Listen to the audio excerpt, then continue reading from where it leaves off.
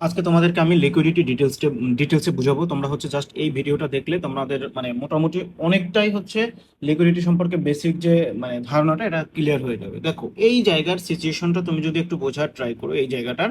দেখো first of all তোমার যদি ন্যূনতম পাওয়ার কনসেপ্ট সম্পর্কে ধারণা থেকে থাকে তাহলে দেখো তোমার এই জায়গাটায় সেলারদের কি হয়েছে, এই জায়গাটায় সেলারদের হচ্ছে M4 এক্সেশন হয়ে গেছে, তাই না? M4 এক্সেশন হয়ে গেছে। M4 এক্সেশন মানে কি? M4 এক্সেশন মানে সেলারদের কোনো পাওয়ার নাই।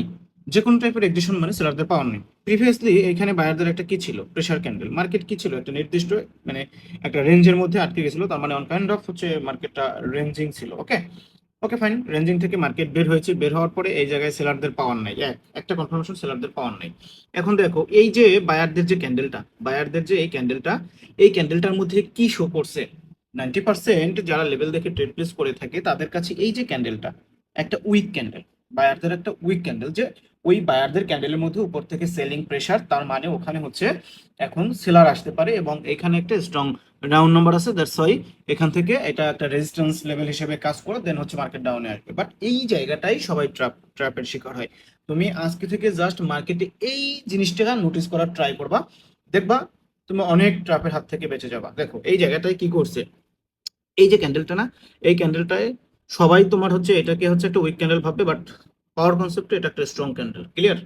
কিভাবে স্ট্রং ক্যান্ডেল এটা ডিটেলসে বলতে গেলে মানে ভিডিওটা অনেক বড় হয়ে যাবে। তো এই ক্যান্ডেলটা অনেক বড় একটা উইক সারছে, তাই না?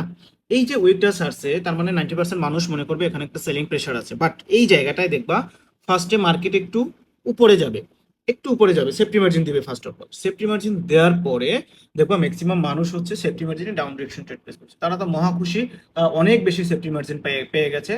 তারপর দেখবা মার্কেট একটু নিচের দিকে আসতেছে, তাদেরকে বুঝাবে যে না হ্যাঁ তোমাদেরকে প্রফিট দিতেছি, তারা তো মহা খুশি।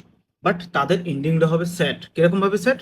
যারা সেফটি মার্জিন 30 সেকেন্ডের মধ্যে যতটুকু জায়গায় সেফটি মার্জিন দিয়েছিল, এন্ড অফ দ্য টাইম ওই সেফটি মার্জিনের উপরে গিয়ে ক্লোজ দিবে। ঠিক আছে?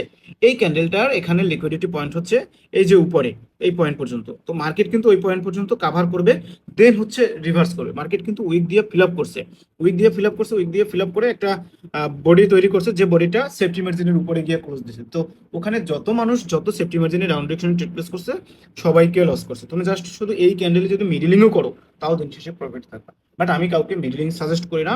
তোমরা হচ্ছে আগে ডেমোতে প্র্যাকটিস করো, যখন তোমার সাইকোলজি স্ট্রং হয়ে যাবে, তখন তোমার অ্যাকুরেসি বুস্ট হবে, তখন তুমি হচ্ছে রিয়েল ব্যালেন্সে শিফট হও।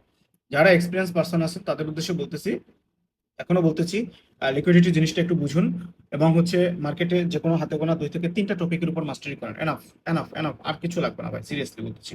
ট্রেডিং রিলেটেড কারো কোনো ধরনের কোনো হেল্প লাগলে এজ এ ভাই হিসেবে আমাকে নক করতে পারেন। তো আল্লাহ হাফেজ, ভালো থাকবেন সবাই, সুস্থ থাকবেন।